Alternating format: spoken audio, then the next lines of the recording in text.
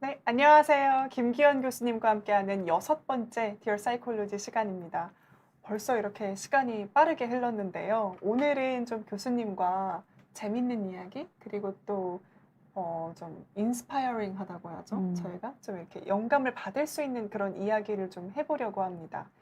나를 아침에 일어나게 하는 것들에 대해서 생각해보는 시간을 가져보려고 하는데요. 회사 다니고 또 교수님께서도 아이 음, 키우시고 또 음, 지금 교수로 바쁘시잖아요. 근데 이럴 때는 그냥 아침에 일어나서 가야 되는 것들이 음, 있습니다. 맞아요. 네. 그런데 진짜. 어느 순간부터 좀 시간이 흐르고는 아침에 일어나게 하는 이유에 대해서 생각을 해보는 그런 때가 있는 것 같아요. 음, 네, 그런 시기들을 또 교수님께서 노년 심리학자로서 음. 어떻게 하면 슬기롭게 잘 동기부여하면서 이어나갈 수 있을지 이야기해 보려고 합니다. 네, 네. 좋습니다. 네. 일단은 이 주제를 또 음, 교수님께서 잡아주신 이유가 있을 것 같은데요. 네, 맞습니다. 그래서, 사실 이 주제는 제가 개인적으로도 굉장히, 개인적으로도 또 그리고 학문적으로도 굉장히 좋아하는 주제이고 저에게 음. 되게 의미가 큰 주제인데요. 제가 굉장히 좋아하는 책이 있습니다. 그래서 지금 화면을 잠깐 띄워주시면은 제가 그 표지를 가지고 왔는데요. 빅터 프랭클의 죽음의 수용소에서라는 책이에요. 지금 PD님도 나와주시면 좋을 아, 것 같죠? 괜찮습니다. 저 보려고 네. 했었는데. 그렇구나.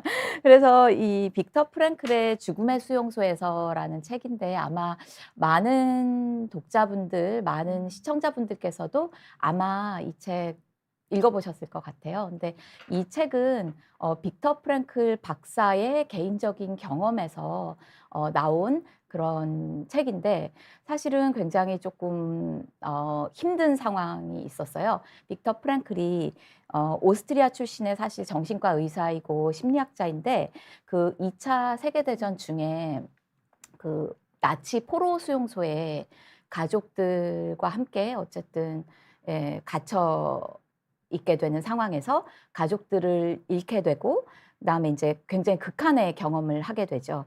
근데 이제 그런 극심한 고통을 이겨내고 그 고통 속에서 삶의 의미를 찾으려고 했고 그 삶의 의미가 얼마나 중요한지 그래서 전쟁 후에 이런 본인의 경험을 바탕으로 해서 그 로고 테라피 즉 의미 치료라는 그런 독창적인 심리 기법을 이제 만들어냈는데요. 그래서 그런 경험을 담은 책이에요. 그래서 이제 제가 굉장히 좋아하는 책이어서 여러 학생들이 추천을 원할 때마다 보통 이제 많이 추천하는 책인데요.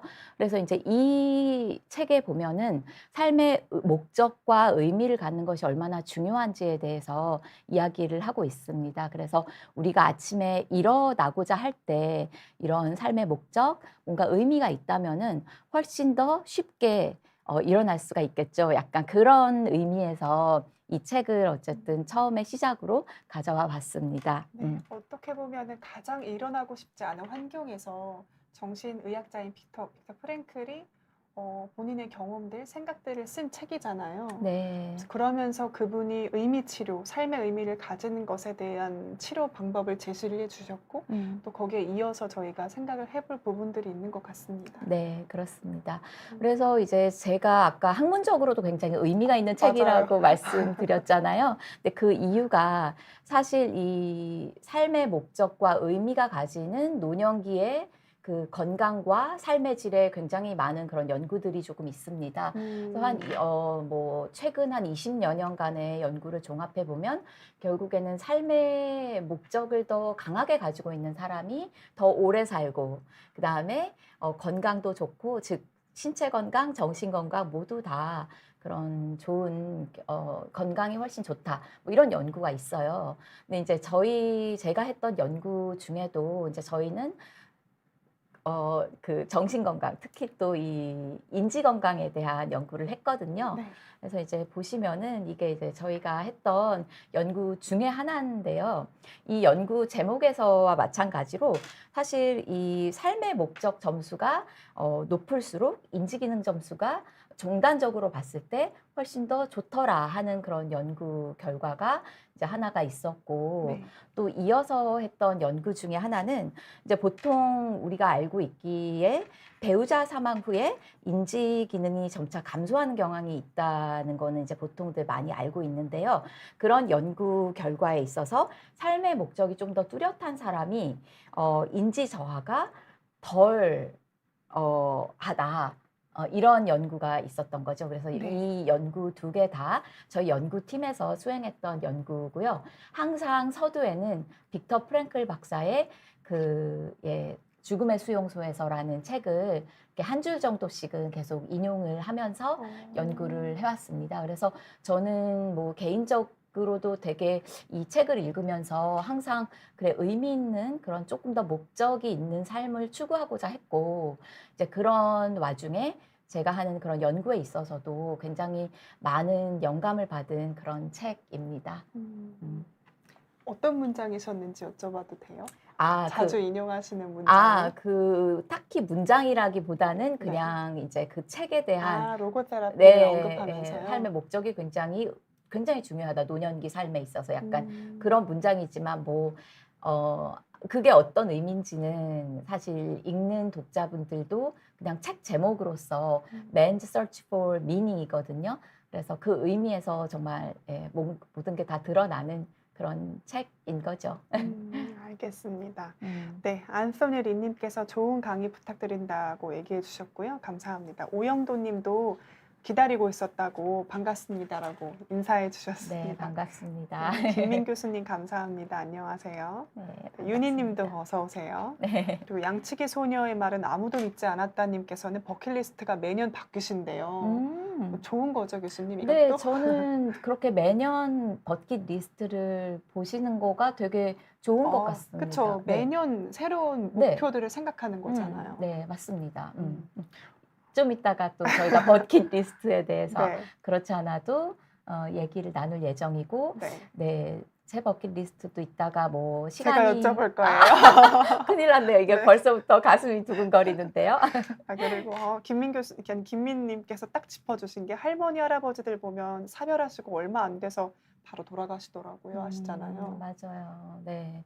그래서 그런 사별에 대한 부분들도 저희가 뭐 노년기에 있어서는 워낙 또 중요한 부분이긴 하니까요. 네. 그러면 일단 여기까지 저희가 이해를 해볼 것은 노년기에 저희가 아침에 일어나야 할 그런 이유, 삶의 목적, 의미가 있으신 분들이 훨씬 더 인지 기능도 좋으시고 인지 네. 저하도 덜하다라는 측면도 볼 수 있고요. 그리고 또 다르게는 사실 직관적으로 그분들이 조금 더 긍정적이고 더 활동적으로 인생을 사실 테니까 근육도 더 많으시겠다고 이렇게까지 생각을 해볼 수 있겠네요. 네, 맞습니다. 그래서 여러 일련의 결과들이 정말 지금 PD님께서 말씀해 주신 그런 직관적인 이야기들을 다 반영을 하고 있어요. 실제로 심혈관 기능도 훨씬 더 좋으시고 네. 그래서 이제 또 오래 사신다는 그런 연구 결과들이 굉장히 많죠. 그래서 저는 뭐 물론 인지 기능 쪽으로 좀 많이 연구를 하고 있지만 이제 건강과 관련된 연구들이 굉장히 많이 수행되고 있는 이유가 바로 그런 것이죠.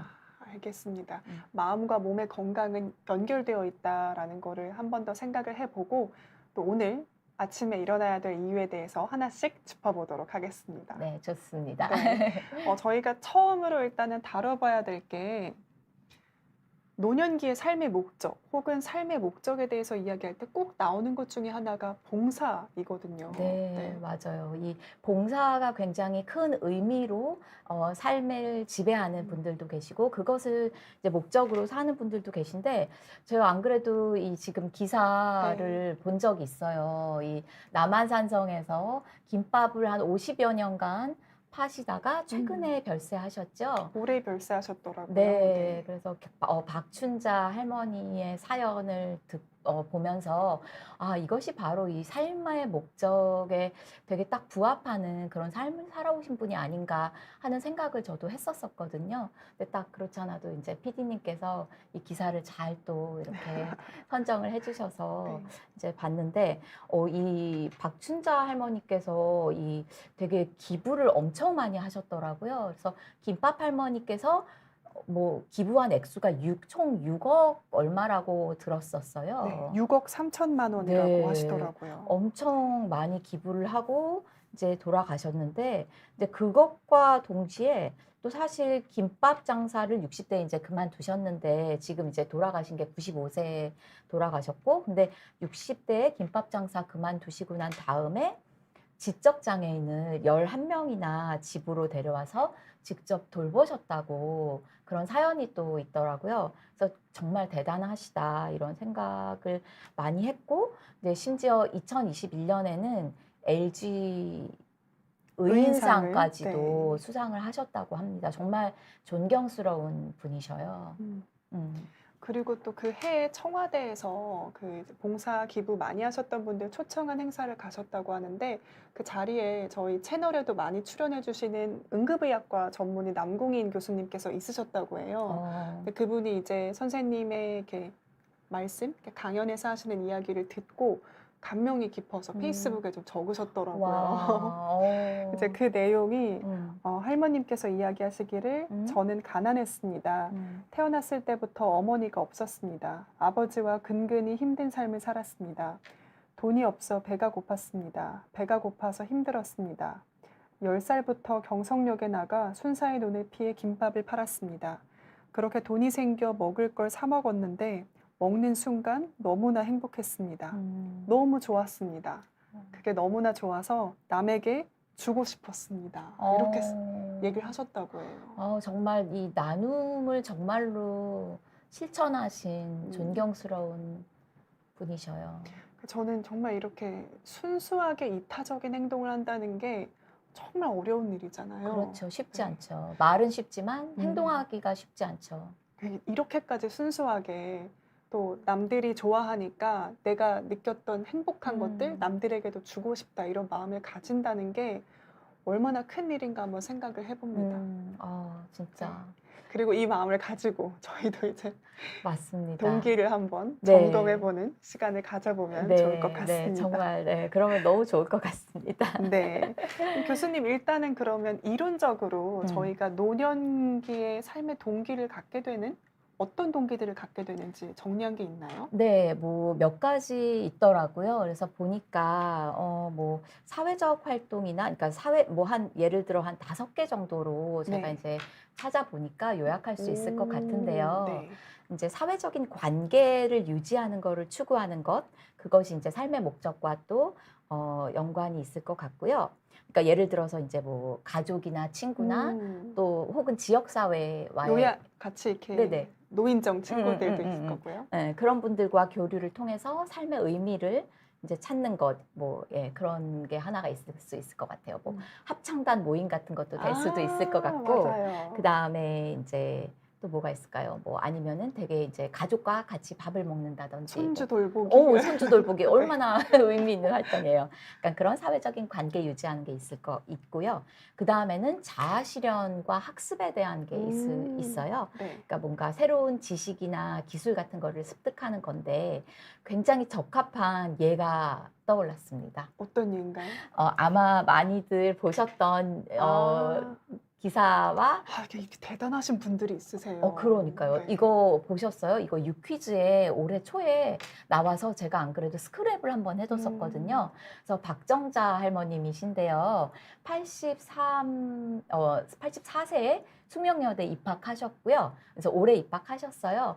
그래서 이제 제가 봤을 때는 수능 시험을 치고 유퀴즈에 나와서 이제 어느 과를 갈 것이며 숙명여대 가고 싶다라고까지 말씀하시는 그 부분까지 제가 봤고요. 그 이후에 제가 팔로우업을 했더니 보니까 실제 입학을 하셔서 입학식에도 가시고 한 모습이 담겨 있더라고요. 그래서 이제 되게 이제 정말 좋은 예인 것 같아요. 그런 자아 실현과 학습에 대한 자아 실현을 정말 실천하신 분 정말 아마 많이들 보셨을 것 같아요. 유키즈 할머니로 너무 유명하시죠. 그러니까요. 네. 그리고 특히 이 말씀이 너무 와닿았어요. 난 죽을 때까지 연필을 안 놓을 거예요. 라고 말씀하셨던 부분. 근데 지금 이 사진에는 사실 잘 보이지 않는데, 오른쪽 위에 살짝 보면은 할머니께서 이렇게 마스크 쓰고 수학능력 시험 보러 가시는 장면이 나오는데요. 실제로 학교 가시는 모습, 수능 시험 치러 가시는 모습 보면 등이 이렇게 많이 굽으셔가지고 정말 걷기도 힘드신데도 불구하고 예. 이렇게 되게 통학하시는데도 오래 걸리심에도 불구하고 통학도 다 하시고 수능까지 보러 가시는 장면 보고 정말 울컥하면서 정말 정말 제가 마음속으로 박수를 정말 많이 쳤습니다. 할머니 기사 보면서. 네. 그래서 요게 이제 한, 두 번째 거. 네, 두 번째. 아침에 일어나는 목적으로 자아 실현 네. 하는 건데 얼마나 또 긴 세월 동안 꿈꾸셨겠어요. 대학에 가시는 거. 그러니까요. 또 이제 저희 할머니 세대들은 다 초등학교, 중학교 때 이때 정도면 또 수학을 네. 그만하시니까 맞아요. 저도 저희 할머니가 생각나는. 그렇죠. 저도 네. 저희 할머니 갑자기 생각나네요. 자, 그래서 그런 이제 뭐 아침에 일어나는 데 있어서 자아 실현의 동기가 또 있을 수 있겠고요. 네. 또 하나는 건강 유지하고 이제 신체 활동에 대한 부분이 있을 것 같습니다. 저희 그때 허리케인 네, 포키스에도 네. 그렇고요. 너무 이게 다 연결이 되다 보니까. 그러니까 시니어 모델들도 있고요. 맞아요. 그래서 신체 활동이 사실 정신적 그다음에 인지 기능에도 영향을 미치니까요. 그런 긍정적인 영향이 다 이어져 있는 것 같아요. 그래서 매일 아침에 공원에서 산책하는 것도 하나의 목표가 될 수도 있겠고, 뭐 마라톤 하는 그 허리케인 호킨스 그 할머니. 그래서 이렇게 그다음에 자연을 이제 보면서 자연과 교감하면서 삶의 활력을 얻는 것도 될 수가 있겠죠. 네. 세 번째가 운동 그리고 네. 신체 활동을 동기로 삼는 경우라고 얘기해 주셨고요. 네, 네 번째는 봉사랑 사회 기여인데요. 아까 말씀하셨던 저희 그 박춘자 할머님 얘가 굉장히 적합할 것 같습니다. 그래서 이제 되게 이타적인 그런 타인을 돕는 그런 행동, 그다음에 그럼으로써 자신의 존재의 가치를 높이고 삶의 목적을 부여하는 그런 활동이 되겠고요. 뭐 예를 들어서 이제 봉사활동 중에 뭐 빵 굽는 봉사활동 같은 것도 많이 하시는 분들 봤어요. 그래서 그런 활동도 있을 것 같고, 그 다음에 또 뭐가 있을까요? 아까 뭐 김밥 팔아서 번 돈으로 기부를 함으로써 사회에 기여하는 그런 활동도 될 수 있을 것 같고요. 그런 큰 의미에서의 그런 봉사도 다 포함이 될 것 같습니다. 네. 그리고 요새는 뭐 노인정에서 또 이렇게 봉사 신청 같은 걸 하면은 본인이 80세인데 90세의 거동이 불편한 할머님들 말동무해주는 그런 봉사들도 있다고 하더라고요. 맞아요. 말벗 그 봉사. 찾아보면 굉장히 저희가 또 할 수 있는 재능이 난 없는데라고 생각을 해도 할 수 있는 일들이 많은 것 같더라고요. 맞습니다. 정말 뭐 그다음에 이런 것도 있어요. 내가 정말 은퇴를 하고 났는데 좀 이렇게 뭔가 그래도 이렇게 목소리도 괜찮고 했을 때 대신 읽어주는, 그러니까 좀 눈이 안 좋으신 분들을 위해서 읽어주는 그런 봉사도 될 수가 있겠죠. 여러 가지가 있네요. 되게 여러 가지가 있더라고요. 저도 보니까. 그래서 저도 가끔씩 이렇게 노트하면서 이런 것들도 참 좋겠다 하는 봉사활동들이 많이 있습니다. 네. 그게 이제 네 번째. 네, 네 번째고요. 네. 마지막 봉사활동은요. 마지막 활동은 영적 활동이나 명상이라고 합니다. 그래서 이제 내면의 평화를 추구하는 그런 활동들이 되겠고요. 그래서 뭐 매일 아침에 새벽 기도 가시거나 혹은 꼭 새벽 기도를 가시진 않더라도 집에서 명상이나 집에서 기도하시는 분들도 계시잖아요. 그런 영적인 활동도 포함이 될 수 있을 것 같습니다. 맞아요. 또 이런 종교 활동들이 매년 행사들이 있다 보니까 또 내년에 이 행사 또 준비하고 또 이렇게 하는 것들이 어떤 루틴화 되는 것 같기도 해요. 그러면서 맞습니다. 또 새로운 동기부여가 될 수도 있고요. 맞아요. 알겠습니다. 이게 이론적으로는 5가지 네. 동기가 있다고 이야기를 해주셨는데요. 네. 근데 이렇게 쭉 동기들이 있으면 좋은데 없을 수도 있잖아요. 그게 문제죠, 정말. 네. 많은 분들이 그것 때문에 또 고민하시죠. 맞아요. 없을 수도 있죠. 사실은 그런 분을 제가 만났어요. 이제 사실 뭐 흔치 않게 만나 뵐 수 있는데 그렇게 말씀까지 하시는 분들은 많이는 없으신데요. 제가 잠깐만요. 제가 혹시 여기 슬라이드를 준비했는지는 모르겠는데 아니군요. 교수님만 잡아주셔도 될 것 네. 같습니다. 제가 등산을 할 때 부산에 있는 승악산에 간 적이 있어요. 작년에 갔는데 어떤 은퇴하신 어르신을 만나 뵀거든요. 그 은퇴하신 어르신께서 저한테 정상에서 그런 말씀을 하시더라고요. 본인이 은퇴하고 정말 삶의 의미도 목적도 다 잃고 뭐를 해야 될지 방향을 잃어서 헤매고 있을 때, 아, 정말 걸어야 되겠다라는 생각이 문득 드셨대요. 걸어야 되겠다. 네, 그래서 산에 오셔서 등산을 하기 시작하시면서 삶의 목적과 의미를 찾았다라고 말씀을 하시면서 본인은 지금은 한 43자 정도 하셨는데 앞으로 100자가 목표다.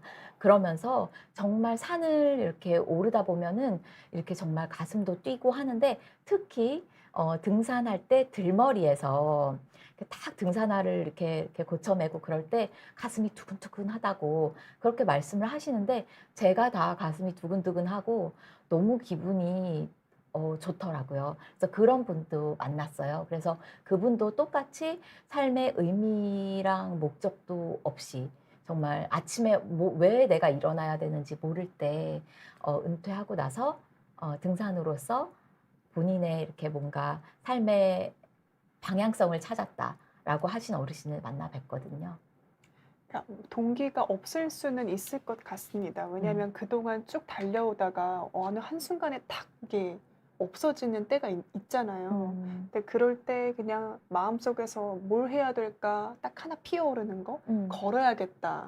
그거를 붙잡고 시작을 하셨던 거네요. 맞습니다. 그래서 그게 아마도 우리들이 뭔가 마음속에 가지고 있는 적어보진 않았지만 뭔가 이 버킷리스트가 아닐까, 버킷리스트가 될 수도 네. 있겠다라는 생각을 했습니다. 그러네요. 그동안은 생각 안 하고 살다가 마음속에서 피어오르는 그게 이제 나의 버킷리스트인 거네요. 네. 그럼 버킷리스트가 진짜 중요할 것 같다는 생각이 좀 드는데요. 네. 근데 김미님께서 맛있는 거 가격표 안 사고 시켜 먹기가 버킷리스트라고 말하려고 했는데 할머님 이야기 들으니까 부끄러워지신다라고 댓글 남겨주셨고요.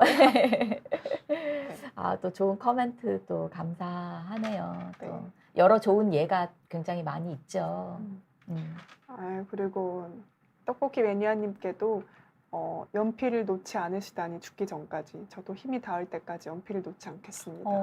멋지십니다. 얘기하신 분도 계십니다. 네, 그러면은 저희 이제 버킷리스트에 대해서 이야기를 해보려고 하는데요. 노년기에 버킷리스트를 세우는 게 중요한 일이 될 수도 있을 것 같습니다. 네, 그렇습니다. 사실은 그런 삶의 목적과 동기를 부여하는 데 있어서 그 버킷리스트가 굉장히 중요한데요. 근데 자기가 이루고 싶은 목표나 그런 경험 같은 거를 이제 정리를 함으로써 몇 가지 효과가 있을 것 같아요. 네, 일상에 일단은 활력이 좀 생길 것 같고, 맞아요. 네, 그 다음엔 저도 이거 고3 때 했던 것 같아요. 그래요? 고3 때. 대학 가서 이제 앞으로 나의 인생의 버킷리스트 막 썼던 것 같아요. 그러면서 이제 뭔가 힘도 얻고. 그쵸, 그쵸. 그리고 또 새로운 도전을 통해서 이제 자기 개발 같은 기회를 또 얻을 수도 있고, 또 삶의 우선순위를 재정립하고, 이제 남은 시간을 좀 더 의미 있게 이제 보낼 수 있는 그런 효과가 있는데요. 바로 이 영화 버킷리스트를 통해서 우리가 이제 버킷리스트라는 얘기를 훨씬 더 많이 하게 된 것 같아요. 이게 2007년도 영화라고 해요. 근데 사실 이제 버킷리스트는 우리나라 말로는 소망 목록이라고 합니다. 소망 목록인데 이 소망 목록에 이제 사실은 이 버킷리스트, 킥 더 버킷이라는 어원에서 나왔다고 하는데 킥 더 버킷이 뭐 한마디로 말하면 이제 죽다라는 그런 좀 의미인데요. 근데 예전에 그 중세 시대에 자살을 하거나 혹은 교수형에 처해지는 분들이 버킷 이렇게 양동이 위에 올라가서 이렇게 목을 매달고 난 다음에 이제 그 양동이를 치워버리는 그런 행위. 그것 때문에 킥 더 버킷, 즉 죽다라는 의미에서 이제 죽기 전에 해야 될 목록이라고 해서 소망 목록, 즉 버킷리스트라고 이렇게 어원이 유래가 됐다고 해요. 그래서 이제 오늘날 우리가 버킷리스트 하는 거고 이 영화 버킷리스트의 버킷리스트를 통해서 우리가 이제 굉장히 죽기 전에 어떤 걸 하고 싶은지 목록도 정하고 이렇게 이제 요즘에는 그렇게 굉장히 통용되고 있는 단어죠. 버킷리스트. 네. 이 버킷리스트라고 하면은 그러면 이 버킷리스트에 어떤 항목을 포함해야 될까? 어떤 항목이 있을까? 또 다른 사람들은 어떤 거 썼는지도 궁금해지거든요. 그게 되게 궁금하잖아요. 네. 사실은 무에서 유를 와, 뭔가 창조해라 했을 때는 좀 막막하기도 어려워요. 하고 네. 굉장히 어려울 것 같아요. 그래서 이제 다른 사람이 어떤 식으로 접근을 했는지 보면 굉장히 도움이 많이 되는데 네. 사실은 이제 그런 연구가 있습니다. 예, 그래서 이 연구가 사실 저널 오브 팔리아티브 메디슨 완화 치료 저널이라는 굉장히 이제 미국에서 의학 저널이네요. 네, 그래서 좀 유명한 저널이고 저도 아마 여기에 게재한 적이 있는 것 같아요. 근데 여기 저널에 2018년도 그 아티클인데요. Common Item on a Bucket List라고 해서 버킷 리스트에 보통 사람들이 가지고 있는 항목들이라는 제목으로 논문이 나왔어요. 굉장히 흥미롭잖아요. 그러니까요. 궁금해요. 어떻게 연구를 한 건지도 궁금한데요. 그쵸. 그래서 이분들이 미국에 거주하는 약 3,000명 정도의 참여자를 대상으로 버킷리스트 항목을 서베이를 했어요. 아, 조사 연구였나요? 네, 조사 연구였고요. 굉장히 흥미롭게도, 아마 놀랍게도 91.2%의 참여자들이 네. 버킷리스트를 가지고 있다고 응답했다고 합니다. 오, 굉장히 근데 많은 그 분들이. 10명 중에 거의 9명이 9명. 버킷리스트가 있다라고 답을 한 거네요. 네, 맞습니다. 그래서 생각보다 굉장히 많은 분들이 버킷리스트를 가지고 있죠. 그래서 그 목록을 보면 더 흥미로울 것 같아서 네. 저희가 가져와 봤는데요. 이렇게 한 6가지 주제로 나눠지더라고요. 네. 그래서 첫 번째가 이제 뭐 이제 아마 조금 잘 보이시지는 않겠지만 첫 번째 주제가 이제 여행과 관련된 것, 두 번째가 개인적 목표 성취, 세 번째가 인생의 중요한 이정표 약간 이렇게 해서 네. 이제 여행과 관련해서는 여기 보면은 이게 이제 미국 사람을 대상으로 한 거잖아요. 네. 그래서 보면 일본 여행, 아. 그다음에 하와이 가는 거, 네, 뭐 이런 쿠바 식으로. 방문도 있네요. 네, 그렇게 이제 있고요. 그다음에 이제 두 번째 주제로 가서 개인적인 목표 성취를 보시면은 비커마 타이쿤은 뭐예요? 이게 타이쿤이 굉장히 뭐랄까 그 거물이에요. 이게 재계를 이끌어가는 거물 같은 아, 떼돈 벌겠다 이런 그런 거네요. 버킷리스트가 있네요. 예. 그리고 책 쓰기도 있고요. 그다음에 보면은 자격증 따기도 있는 것 같아요. 오, 네. 오, 그러네요. 네. 그래서 제가 오. 예, 이렇게 항목들이 좀 있고 포르쉐카 사기도 포르쉐 있네요. 되게 굉장히 세부적으로 딱 정했죠. 포르쉐카 사기. 네. 그 바로 아래가 이제 내 책 마무리하기인 것도 좀 네. 웃긴 포인트인 것 네, 같네요. 네, 맞아요. 그다음에 마라톤 완주하는 것, 네. 약간 이런 것도 버킷리스트에 있었고요. 네. 자, 그다음에 이제 세 번째 주제가 인생의 중요한 이정표 달성이라고 되어 있잖아요. 네. 이제 거기 보면은 딸을 갖는 거, 딸을 갖는 거. 뭐 그런 얘기도 있고, 그다음에 네. 남자친구랑 결혼하는 것도 있고요. 손주 결혼시키기 아니 어. 손주 졸업시키기도 맞아요, 있네요. 맞아요. 거기 손자, 손녀 졸업시키는 것도 있고, 네. 그다음에 할아버지, 할머니 되는 것도 있었어요. 근데 그 버킷리스트에 쓸만하네요. 네, 그쵸. 할아버지, 그래서 할머니 되기. 근데 사실 굉장히 인생에서 어찌 보면은 굉장히 중요한 그런 지점들이잖아요. 그런 것들이. 그래서 뭐 결혼도 그렇고, 뭐 혹은 뭐, 네, 할머니, 할아버지 되는 것들, 뭐 이런 것들도 뭐 버킷리스트에 올리더라고요. 이거 너무 뭉클한데요. 내 첫 번째 아들이 아이를 갖는 것, 그렇죠. 보는 것, 그걸 네, 보는 것. 그런 거 은근히 버킷리스트에 올리신 분들 어. 계신 것 같아요. 그래서 참고하시면 좋을 것 같아요. 여기 시청자분들도. 엄마, 아빠 미안해. 자, 그리고 이제 네 번째 주제도 있어요. 음. 네 번째 주제는 친구랑 가족들, 친구 혹은 가족들하고 되게 이제 시간을 보내는 거가 버킷리스트에 있었는데요. 이제 거기 보면은 그냥 가족과 시간 보내는 거, 그다음에 친구랑 시간 보내는 거. 또 오랜 친구네요. 오랜 친구와 시간을 보내는 거. 그다음에 거기 또 보면은 되게 사랑하는 애완동물과 함께 시간을 보내는 것도 있어요. 그러네요. 되게 좀 뭔가 가슴 따뜻해지는 그런 목록이지 않나요? 그러네요. 저도 딱 연말에 어울리는. 네, 연말에 정말 어울리는 컨셉이죠. 근데 저도 개인적으로 뭐 이렇게 개인적인 말씀을 드려서 조금 죄송하긴 하지만 저도 지난 밤에 되게 보고 싶던 시댁의 강아지와 함께 같은 침대에서 한 침대에서 잤습니다. 그래서 굉장히 따뜻한 그 지난 밤이었습니다. 그쵸. 또 따뜻하고 몽글몽글하고. 네. 네, 너무 좋았어요. 이름이 뭔가요? 타니입니다. 아, 까만 친구인가 네, 보네요. 오, 너무 잘하시네요. 이름이 탄이길래. 네, 네, 블랙탄이어서 타니입니다. 아, 시바견이에요? 아닙니다. 그냥 아. 치와와인데요. 네. 블랙탄 색깔에. 네, 네. 네, 그렇고요. 자, 그다음에 또 다섯 번째 주제는요. 이 재정적인 안정을 추구하는 주제였는데요. 이 미국 사람들이 보통 집을 살 때, 뭐 한국 사람들도 당연히 마찬가지지만 보통 집을 살 때 그 뭐랄까요? 예. 론을 내 가지고 빚을 예, 대출을 해가지고. 대출해가지고 네. 사잖아요. 우리나라도 마찬가지죠. 음. 그래서 여기 보면은 대출빚 갚기 아, 이런 게 딱 있었어요. 보이네요. 예, 네. 예. 그런 것도 있었고, 그 다음에 자녀 학자금을 위한 충분한 저축을 하기, 뭐 약간 이런 것도 재정적인 항목에 있었던 것 같아요. 저건 뭐예요? 나의 모든 재산을 엑스와이프와 아이들에게 주기. 예, 그런 것도 되게- 있죠. 역시 미국인들이네요. 네, 그쵸. 되게 좀 저도 그런 거 보면서 되게 재미있었어요.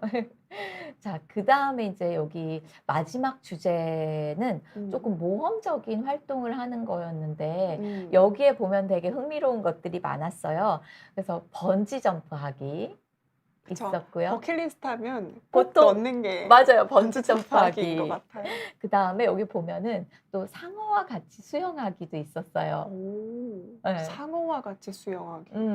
그런 것도 있었고, 그 다음에 행글라이딩 하기, 뭐 이런 것도 있었던 것 같아요. 네, 네. 스카이다이브하고 살아남기도 있네요. 네, 되게 너무 재밌었어요. 네. 맨 끝에 특히 살아남기라는 거를. 서바이벌하고. 네. 그래서 이런 게 있었어요. 그래서 자, 미국 사람들은 어쩌면은 지금 이제 시청자분들이 이런 거 보면서 그러면 이거는 좀 어쩌면은 미국에 좀 특화된 그런 상황일 수 있을 것 같다. 이렇게 생각을 하실 수 있을 것 같아서 저희 한국적인 좀 상황을 가져와 봤거든요. 그래서 이거는 서울시 50+ 포털에 나온 내용이었는데요. 서베이를 했어요. 그래서 이제 50세 이상의 남녀 140명을 대상으로 이제 아까 조금 전에 했었던 연구보다는 훨씬 더 작은 그런 샘플 사이즈였긴 했지만, 그래도 이제 우리나라 50세 이상 남녀를 대상으로 했다는 점에서 의미가 있었던 것 같고요. 여기 보면은 1위부터 20위까지 여러 가지 이제 버킷리스트 랭킹을 매겼는데요. 1위가 재능 기부하기. 너무 착한데요, 네, 한국에는요. 그쵸. 정말 너무 대단하신 것 같아요. 이제 아무래도 대상이 이 브라보 동년 기자단, 뭐 서울시 50+ 뭐 이 수강생 분들을 대상으로 했기 때문에 아마도 이런 순위가 매겨지지 않았을까 싶기도 하지만 어쨌든 간에 대단합니다. 그 다음에 2위가 유언장 작성, 웰다잉 실천하는 것, 3위 나쁜 습관 고치기. 진짜 대단하세요. 4위 외국어 배우기, 5위 한 가지 악기 마스터하기, 6위 가족들과 여행하기, 또 7위는 이제 여러 가지가 있었는데 제주도에서 한 달 살기, 버킷리스트 만들기도 버킷리스트 순위에 그렇죠. 있었고요. 네. 그 다음에 전원주택에서 살아보기도 있었고요. 매년 가족 사진 찍기, 그 다음에 제2의 직업 만들기가 11위, 유럽 배낭여행하기 공동 11위, 경이로운 대자연 경험하기, 한 분야의 최고가 되기, 제주 올레길 투어 하기, 다이어트, 금연 성공하기, 그 다음에 1년 동안 세계 일주하기, 내 이름으로 책 내보기, 어릴 적 꿈에 재도전하기, 마지막 20위는 봉사단체 가입하기였습니다. 대부분 근데 한국인들은 조금 더 뭔가 성취지향적인 뭔가의 랭킹이 조금 더 많은 거를 조금 아니면 자아실현이나 성취에 조금 더 아무래도 기자단이어서 더 그런 것 같기도 합니다. 예, 아마도 이렇게 뭔가 목표를 가지고 생활하시는 분들이셔서 조금 더 이제 버킷리스트 내용이 이렇게 좀 이렇게 구성되지 않았나. 어쨌든 대단하신 것 같아요. 맞아요. 미국이랑도 크게 차이가 없는 것 같기는 하네요. 맞습니다. 근데 신기한 거는 저희가 막 OECD 국가들 간에 조사를 하면은 인생에서 중요한 가치에 대한 질문에 한국인들만 유일하게 1위가 돈이라고 하더라고요. 아하. 근데 오히려 아까 미국에서는 버킷리스트에 돈 얘기가 많았는데 음. 한국인 버킷리스트에는 돈 얘기가 돈 얘기가 안 또 보이네요. 막상 나오진 않았어요. 아, 역시 그 마음에서는 하고 싶은 게 많았는데 이제 뭐 그렇게 생각해도 되는 건가요?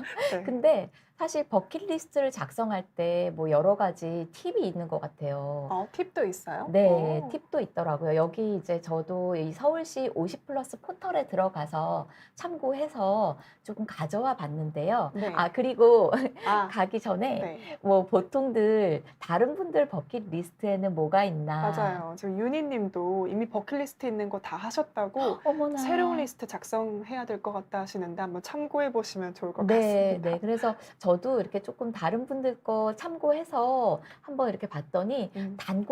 단골 버킷리스트에는 번지 점프하기, 네. 스카이 다이빙하기, 마라톤 완주하기, 스킨스쿠버 배우기, 그다음에 북유럽 배낭여행하기, 책 출간하기, 외국인 친구 사귀기, 그다음에 캘리그라피 배우기, 그다음에 또 외국어 배우기, 뭐 약간 이런 것들이 있는 것 같아요. 혹시 이 중에 저는 버킷리스트가 있으실까요? 제가 그 고3 때는 번지 점프하기가 있었거든요. 버킷리스트에. 근데 놀이공원 가서 번지 뭐 드롭, 자이로 아, 드롭을 네. 한번 타보고 네. 삭제했습니다. 삭제. 심장 건강에 좋지 않다 이러면서. 그래서 저는 책 출간하거나 북유럽 배낭여행, 뭐 스킨스쿠버 배우기 저도 해보고 싶어요. 저도요. 네, 네. 여기 있는 많은 것들 다 해보고 싶습니다, 저도. 교수님은 이미 외국인 친구들 많으시잖아요. 네, 그거는 네, 이미 많이 있기는 그리고 합니다. 왠지 등산도 100대 등산하셨는데 마라톤도 완주하시지 않으셨을까 한번. 아직 마라톤은 아닌가요, 참 이 아직? 장벽이 조금 있어서 그것도 버킷리스트에 조만간 올라가지 않을까 싶습니다. 대단하십니다. 네. 그래서 이제 저희가 나만의 버킷리스트를 위한 방법이 없을까, 사실. 그래서 저도 좀 궁금했어요. 근데 이 박창수 작가님의 책, 후회하지 않을 선택이라는 책에 보면은 나만의 버킷리스트를 위한 방법이 좀 간단하게 나온다고 해요. 그래서 저는 이 서울시 50 플러스 포털을 참고해서 이제 이 7가지 방법을 좀 가져와 봤는데요. 네. 그 책에서는 이렇게 얘기하고 있대요. 원대한 목표를 먼저 일단은 정하고, 그다음에 꿈은 크게. 네. 꿈을 크게 가져라. 일단은 뭐 어차피 나만을 위한 거니까 그렇게 일단은 원대한 목표를 정하고, 작은 목표는 매년 갱신하라. 그래서 아까 윤희님께서 뭐 매년 그렇게 뭐 갱신해야 될까요?라고 하셨는데, 매년 작은 목표를 갱신하라고 합니다. 네. 그런 방법 중에 하나라고 하고요. 네. 그 다음에 3번째는 유행에 편승하지 말라고 하네요. 내 그래서 줏대를 가지고. 꼭 뭔가 다른 사람의 버킷리스트가 내 버킷리스트가 되지는 않아도 되니, 그러니까 꼭 그렇게 유행에 연연하진 않아도 된다는 말씀이었던 것 같고요.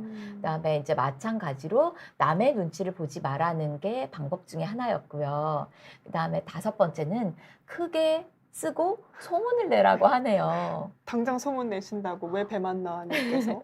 네, 그러면 조금 더 이루어질 가능성이 많은 게, 이제 뭔가 소문을 내면 다른 사람도 나도 그거 해보고 싶어, 혹은 나도 네. 같이 하자라도 이렇게 될 수도 있고, 혹은 내가 그거 이렇게 도와줄 수 있는 뭔가 그런 분들을 연결시켜 줄 수도 있을 것 같고요. 맞아요. 그렇게 맞아요. 있었어요. 소문 내는 거 정말 좋은 게 네. 저도 이제 고전들을 사실 많이 못 본 것들이 많잖아요. 그래서 고전을 읽고 싶다 이렇게 이야기를 했는데 영문학 박사 과정을 하는 친구가 그래 그러면 영문학 고전 함께 읽는 스터디를 해보겠다 자기가. 그래서 또 친구들이 이렇게 모이니까 모임이 만들어지더라고요. 맞아요. 그래서 내년에 제 버킷리스트 중에 하나가 고전 읽기입니다. 너무 좋은 또 네. 버킷리스트 또 이것도 공유해 참고해 주셔서. 보시면 좋을 것 같습니다. 네네. 너무 좋은 버킷리스트여서 저도 또 용기가 또 생기고. 네. 소문을 내라, 요점은. 네. 네, 소문을 내면 좋을 것 같고요. 그 다음에 6번째는 1+1을 생각하라. 저는 이게 너무 좋았던 것 같아요. 1+1이요? 네, 1+1. 즉, 이제 다른, 나를 위해서도 좋지만 이게 이제 이타적인 목표가 될 수도 있으면은 아. 훨씬 더 좋다 이런 의미였던 것 같아요. 네. 그래서 나만을 위한 것이 아니라 이제 또 이게 하다 보면은 타인에게도 도움이 되는 그런 효과가 있을 것 같다 이런 얘기죠. 그래서 너무 좋을 것 같고 그다음에 7번째는 버킷리스트에는 점수가 없다. 그러니까 이게 우리가 뭔가 가장 중요한 것 같아요. 네. 그래서 이걸 좀 참고해 보시면 너무 좋을 것 같습니다. 네, 알겠습니다. 예, 어떠신가요? 도움이 되셨는지 모르겠어요. 네, 지금 소문 내신다는 분들이 있습니다. 김민님께서 저는 내년에 간 수치를 내릴 거예요라고 이렇게 댓글에다가 소문 내셨거든요. 내리셔야죠, 그러면. 네, 무조건 정말 이 건강을 위해서 우리 간 수치를 내리기 위한 뭔가의 활동을 맞아요. 위해서 파이팅입니다. 그리고 유디님께서는 저는 제 이름으로 책을 못 내봤습니다. 제 아르바이트 경험을 써볼까요? 해주셨는데요. 되게 좋을 것 같아요. 네, 그 저도요. 미국에 제가 알기로는 미국에 이민 가셔서 성장하셨다고 들었는데 막 그러면서 호텔 경영까지 하게 된 데 사연 뭐 이런 거 하시면 많이 보시지 않을까요? 유니님께서 그런 경험이 있으시군요. 네. 너무 좋은 경험이시네요. 책으로 내보시면 너무 의미 있고 좋으실 것 같은데요. 그러니까요. 뭐 해리포터 원서로 전권 읽기 뭐 이런 것도 있네요. 네, 지금 여기 시청자분들께서 굉장히 네. 여러 가지 버킷리스트에 올리실 항목들을 공유해주고 계신데요. 너무 궁금해요. 그래서 저도 혹시 참고할 수 있고 다른 분들도 참고하실 수 있게 본인만의 독특한 그런 버킷리스트 아이템이 있다면 공유해 주셔도 너무 좋을 것 같습니다. 네, 독특한 버킷리스트? 네. 알겠습니다. 네. 라온제나님 감사합니다. 제 팬이시라고 말씀해 주셨네요. 너무 좋은데요.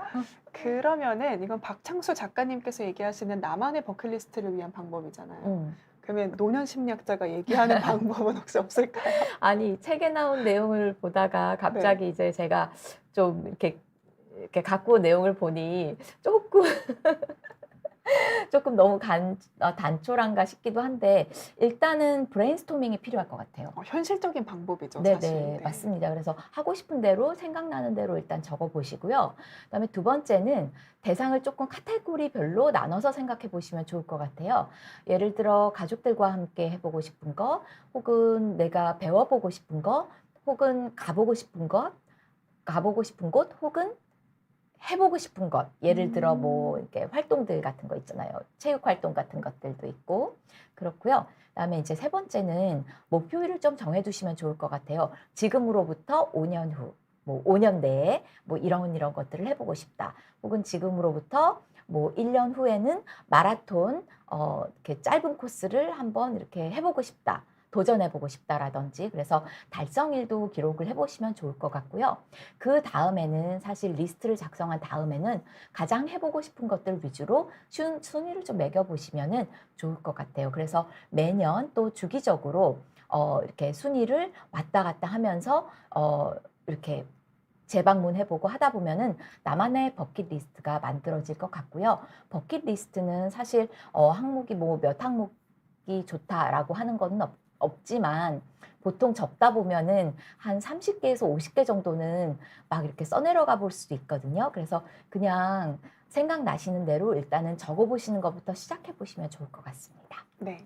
이제 노년심리학자 김기현 교수님의 버킷리스트 작성법이 있는데요. 굉장히 현실적이고 오히려 피부에 와닿았습니다. 일단 써보는 거. 네, 그게 가장 중요한 것 같아요. 네, 한번 써보시는 게 되게 좋을 것 같습니다. 네. 쓰는 것부터 시작해 보시죠. 그러면 이제 그 질문을 좀 드려봐야 될 것 같은데요. 교수님의 버킷리스트도 공개해 주실 수 있으신지. 네. 네. 저는 사실 오기 전에 버킷리스트를 좀 한번 다시 열어보고 왔습니다. 언제 적으신 건데요, 그게? 저는 사실 버킷리스트를 가진 지 되게 오래된 것 같아요. 네. 아마도 박사 과정 중에 시작한 것 같아요. 예, 졸업하면서 시작한 것 같은데요. 네. 이미 이룬 버킷리스트를 한 몇 개만 공유를 해드릴까 싶은데요. 이르신가요? 네, 이미 좋습니다. 이룬 버킷리스트에는 한국 100대 명산 완등하는 게 있었고요. 이미 완등했습니다. 자, 그리고 제가 버킷리스트 중에 하나가 또 팬클럽 가입하는 게 있었는데 그것도 이뤘습니다. 실례가 안 된다면 어떤 팬클럽인지 여쭤봐도 될까요? 제가 되게 좋아하는 개그 개그요? 우먼이 있으신데요. 박나래님 오. 좋아하는데요. 박나래님에도 가입을 했고, 그 다음에 영탁 가수, 저희 어머니를 위해서도 이제 가입을 한 건데요.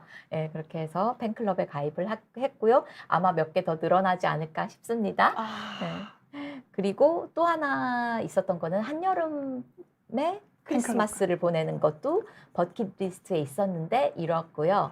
그래서 이런 것들이 이제 조금 이룬 버킷리스트이고, 그다음에 이루어야 할 버킷리스트에는요, 저가 아직 수영을 못 하거든요. 그래서 수영 배우는 게 버킷리스트에 있어요. 그래서 네. 오랫동안 버킷리스트에 있었는데 이제 다가오고 있습니다, 시간이. 그래서 5년 내로 이제 제가 기일을 정해놨거든요.